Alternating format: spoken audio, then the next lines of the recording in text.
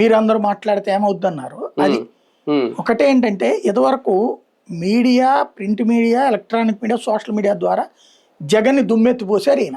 33,000 మంది మహిళలు, లేకపోతే కనుక ప్రతిదానికి సైకో, గంజాయి అమ్ముతున్నాడు, అది చేస్తున్నాడు, ఇది చేస్తున్నాడు, అవన్నీ అయిపోయినాయి. సుగాలి ప్రీతి ఇవన్నీ కూడా ఇప్పుడు అవన్నీ రివర్స్ అవుతున్నాయి. ఇప్పుడు అడుగుతున్నారు సుగాలి ప్రీతి ఇది ఏం చేసావు నువ్వు, వాళ్ళ అమ్మే అడుగుతుంది. ఇప్పుడు ఆమె మీద వీళ్ళు పెట్టే కామెంట్ చూడండి, దాని కింద చూస్తే పచ్చి బూతులు, నువ్వు అమ్ముడు పోయావు అది ఇది. మరి డబ్బులు జగన్ ఇప్పుడు వీళ్ళతో ఒక స్టేట్మెంట్ కూడా ఇప్పించారు మొన్న ఆదితో అనుకుంటా, ఏమని అమ్మ నువ్వు నీకు అంత చేశాడు.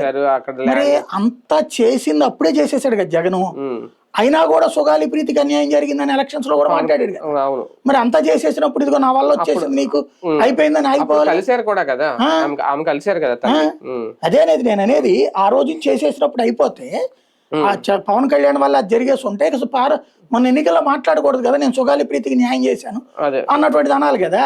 అప్పుడే జనసేన వాళ్ళు ఏమన్నారు, డబ్బులు ఇస్తే ఇదైపోద్ది అనుకుంటున్నావా, న్యాయం జరగాల్సిందే అన్నారు. పవన్ కళ్యాణ్ కూడా ఏమన్నారు, నేను రాజకీయాల్లోకి వచ్చింది మీ అందరి కోసం కాదు, కులం కోసం కాదు, సుగాలి ప్రీతి తల్లి ఆవేదన కోసం అన్నారు. మరి వాళ్ళు సుగాలి ప్రీతి అడిగితే కనుక ఇప్పుడు వాళ్ళ అమ్మని నువ్వు వాడికి అమ్ముడు పోయావు, వీడికి అమ్ముడు పోయావు అని అమ్మల్ని అక్కలే తిడతాను.